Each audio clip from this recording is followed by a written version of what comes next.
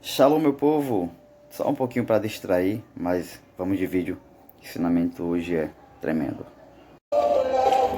Shalom, shalom, povo de Deus, passando aqui para fazer esse vídeo com o propósito de mostrar algumas coisas que impedem que a nossa oração seja respondida e te mostrar porque muitas das vezes nossa oração não é respondida, tá certo? E o que fazer para a nossa oração ser respondida? Te mostrar algumas coisas, né, para que você possa ficar ciente de como ter resultado na sua vida de oração, no seu devocional com o Senhor.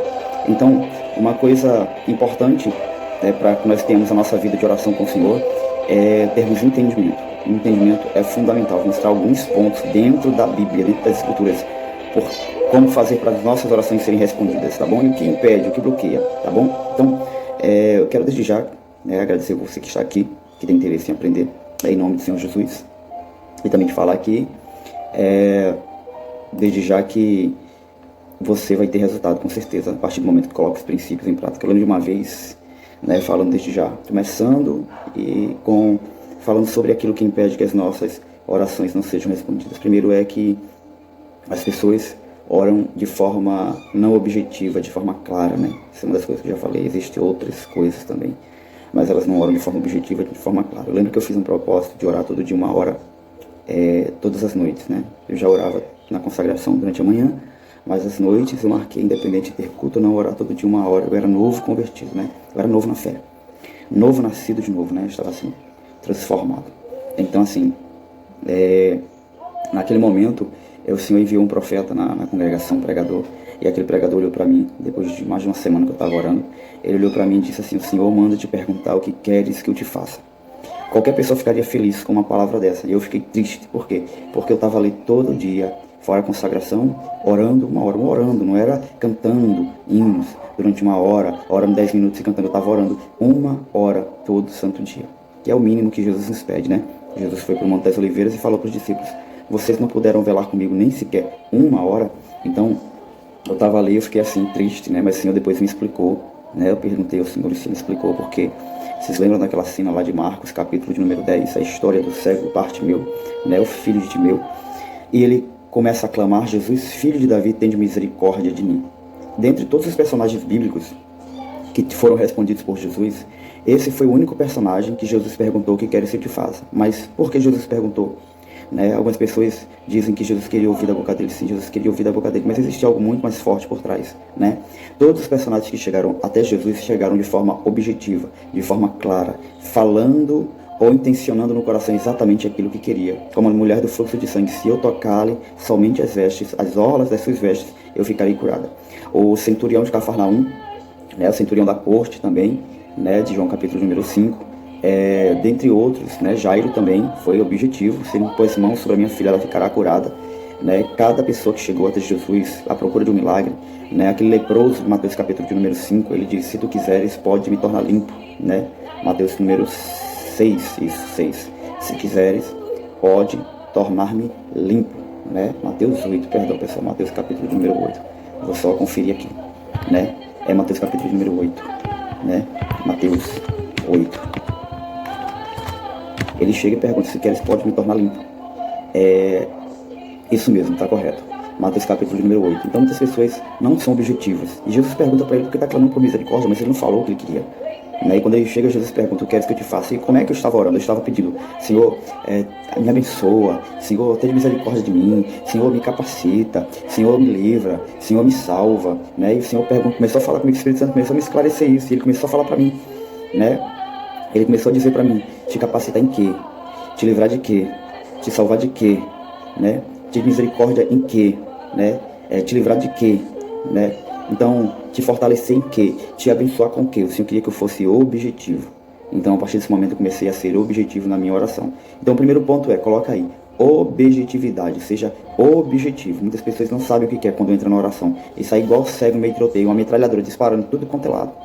Né? O importante não é exatamente a quantidade. A quantidade é importante, mas ela não é o primordial. Ela não é o primordial. O primordial é o entendimento. Segundo, a intensidade. Terceiro, a constância e a quantidade. Pronto, quantidade em quarto lugar. Primeiramente, você coloca sempre o entendimento. No entendimento, meu povo foi destruído porque lhe faltou conhecimento. Mateus capítulo número 13, né, o Senhor fala que se eles não entendessem a palavra, eles seriam curados. Né? Então, entendimento. Segundo, intensidade, né? Fervorosos de espírito. Essa intensidade é ser fervoroso de espírito. Paulo chega a falar, dizendo para os romanos assim, a carta aos romanos: sede fervorosos de espírito, né? Acho que é Romanos capítulo número 14, verso 27, se não me falha a memória, é isso. Sede fervorosos de espírito, e eu vou confirmar aqui com vocês. Isso é uma aula, tá certo, de como ter a tua oração respondida, que impede, que te bloqueia de ter a tua oração respondida, né? Vou pegar aqui.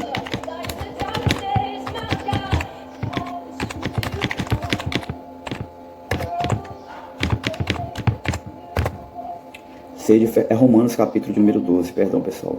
Romanos capítulo de número 12 fala acerca disso. Romanos capítulo de número 12, né? Não sejais descuidados no zelo, sede fervorosos no espírito, né? Romanos capítulo de número 12, verso de número 11, tá certo? Então fica aqui para ficar bem claro aqui os textos, né? Hoje aqui tá bom o negócio. Então o primeiro ponto é esse, seja objetivo. E na oração você tem que ter entendimento. Procure conhecer cada vez mais, entender. E você está aqui para isso hoje. Esse vídeo é para isso. O propósito desse vídeo é exatamente isso. Seja objetivo. Segundo, seja intenso, seja fervoroso. Terceiro, seja constante, né? Quarto, seja aumente a sua carga de oração, amplie, né, o seu tempo, né, de oração, Senhor. Isso são coisas que vai exigir de você um tempo de fato consagrado ao Senhor, até que ele virar um hábito, uma rotina para a sua vida de oração. Esse é o meu conselho, tá bom? Em nome de Jesus. Então vamos para o primeiro ponto, a gente já de Marcos, né? Marcos, que eu falei lá do cego Bartimeu. Você também vai encontrar essa história em Lucas 18, Marcos 10, Lucas 18. Você também vai encontrar no verso 35 ao 43. Você vai encontrar esse texto que eu acabei de ler do cego Bartimeu. Vamos para outra aqui. Vocês lembram da história de Daniel, quando ele orou, né? É interessante que o anjo chega para Daniel. O anjo chega para Daniel e fala uma coisa bem interessante. Ele diz assim, capítulo 10, verso de número 12. O anjo diz: então me diz, não tenha medo, Daniel, porque desde o primeiro dia em que aplicaste o teu coração a compreender, o entendimento como é importante, e a humilhar-te perante o teu Deus, são ouvidas as tuas palavras, são ouvidas as tuas palavras, e eu vim por causa das tuas palavras. Olha o que o anjo está falando, bem interessante. Eu vim por causa das tuas palavras. O que é que havia de interessante na oração de Daniel, de forma que provocou o mundo espiritual e fez com que o anjo viesse, né? Então, assim, o que é que havia de interessante na oração de Daniel? O que havia de interessante é a palavra de Deus. Daniel estava orando alinhado com a palavra de Deus. Daniel estava orando baseado numa profecia, numa palavra escrita de Jeremias 29. Daniel viu as escrituras, leu, né, e entendeu e começou a buscar o Senhor baseado nessa promessa. Ele pegou uma promessa da Bíblia, pegou uma promessa da palavra de Deus e começou a orar baseado nessa promessa, né? E o anjo diz: eu vim por causa das tuas palavras, porque as tuas palavras, elas estão alinhadas com a vontade de Deus, estão alinhadas com a palavra de Deus. Tá certo? Então, assim, uma das coisas os anjos se movimentam quando a gente ora, a gente ministra a palavra, eles andam alinhados com a palavra de Deus. Portanto, é importante conhecer a vontade de Deus, a palavra de Deus. Vou dizer uma coisa para você, Salmo 103, verso de número 21.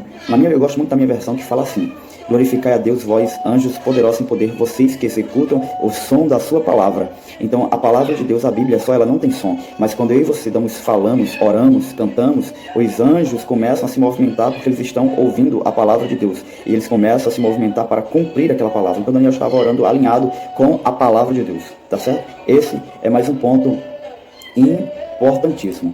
Como eu falei para vocês aqui, na carta do apóstolo João, capítulo de número 5, verso de número 14, olha só o que diz.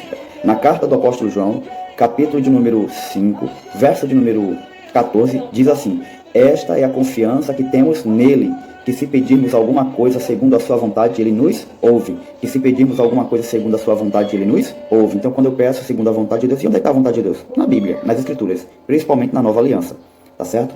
A vontade de Deus é boa, perfeita e agradável. Procure conhecer as promessas de Deus e ore as promessas de Deus para sua vida. Ore a palavra de Deus para sua vida, tá certo? Esse é o meu conselho. Ore as promessas de Deus, principalmente as promessas que estão embasadas, enquadradas na Nova Aliança, que é a revelação perfeita do coração do Pai, tá bom? Então ore a vontade de Deus e movimente o mundo espiritual. Então vamos para outra coisa que impede que nossa oração, que ajuda a nossa oração a ser respondida. Essa tá certo? Diz assim, lá em Tiago, capítulo de número,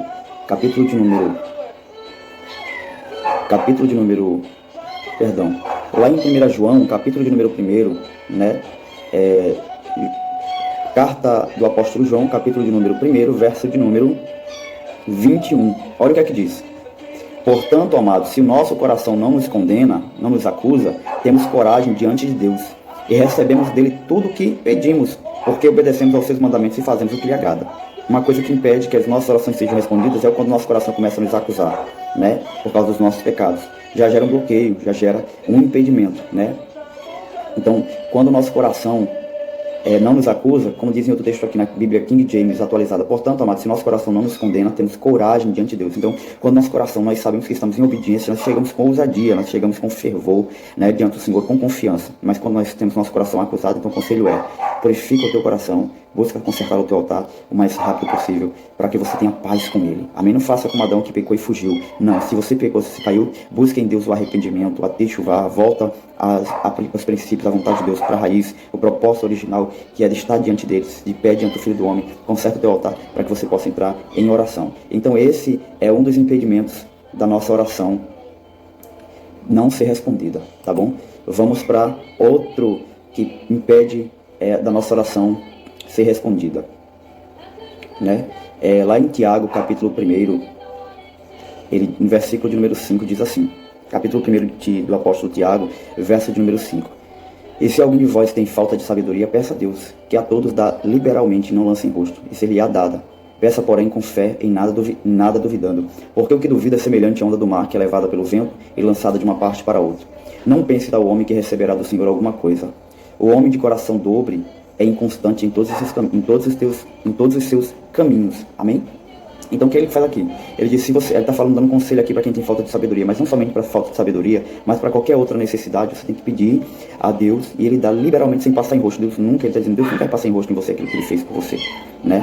A questão da ingratidão só causa dano a nós mesmos, não ao Senhor. O caráter dele não muda porque o nosso mudou.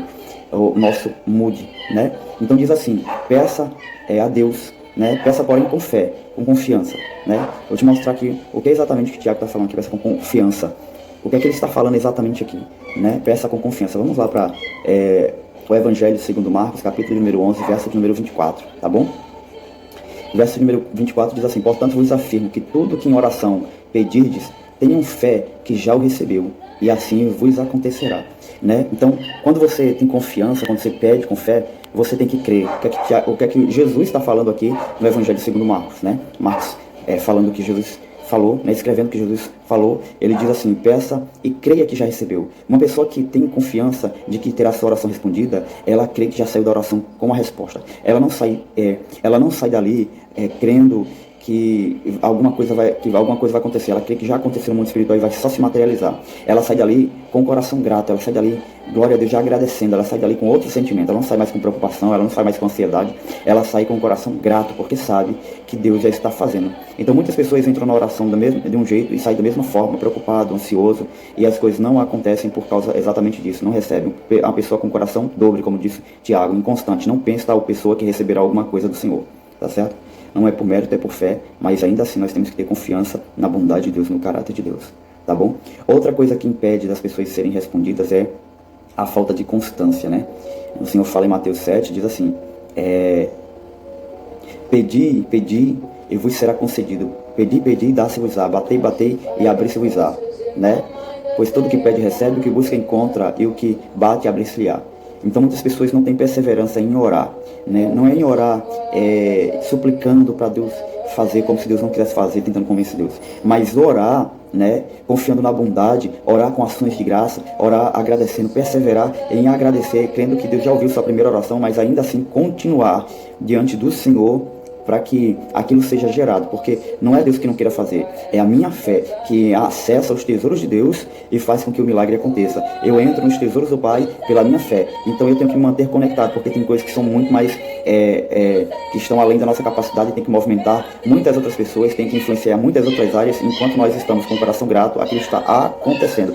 Perseverança na oração, tá certo? Tem pessoas que não são perseverantes na oração. Jesus falou muito isso lá em Lucas capítulo número 11, ele começa a falar acerca da oração, tá bom? Depois olha lá de Lucas capítulo número 11, ele começa a falar acerca da oração, da insistência e da perseverança em oração.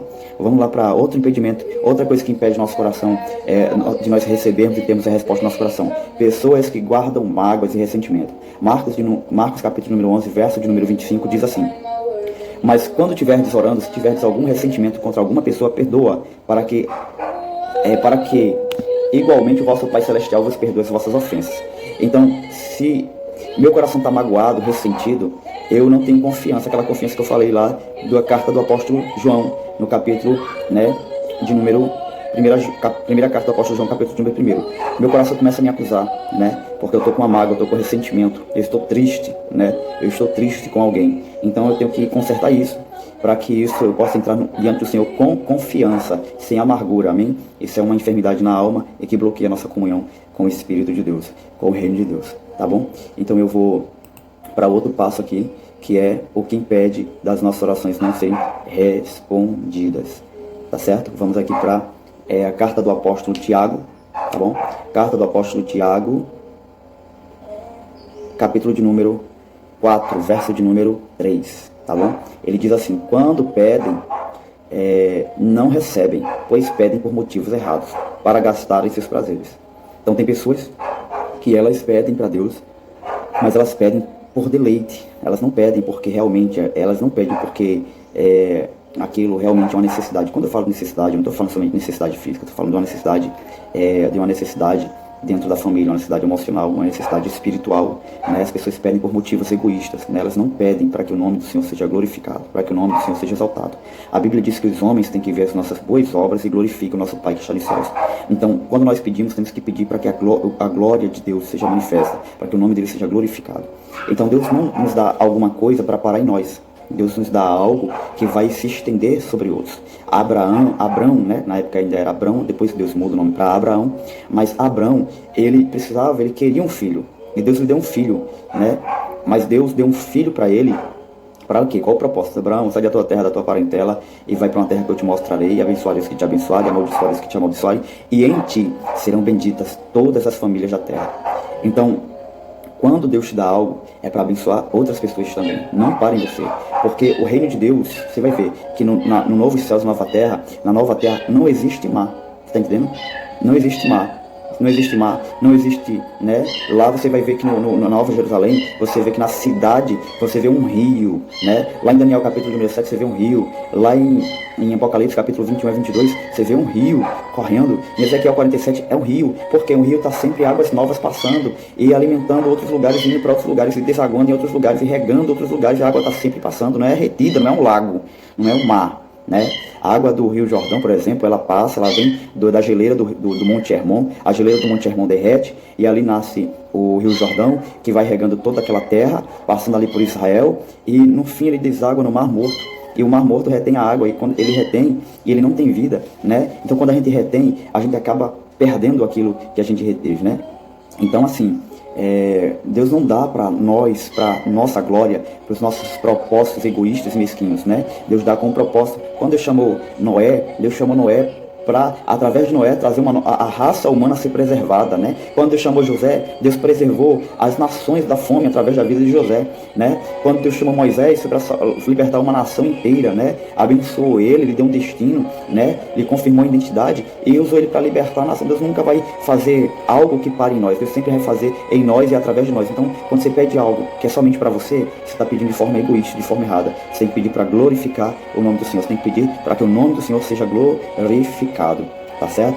Esse é o propósito principal da bênção, amém, do Senhor sobre as nossas vidas. Não pode parar em nós, não deve parar em nós, é para outros também, tá bom? Esse vídeo fica por aqui, tá certo? Para abençoar a tua vida, esse é um vídeo de ensinamento abençoado e que abençoe a tua vida e que o Pai, em nome do Senhor Jesus, abençoe a tua vida com paz, com shalom, amém? Shalom para você que me acompanhou até aqui, que ficou até o final desse vídeo para aprender essas pérolas, para a glória do nome do Senhor. Shalom, shalom.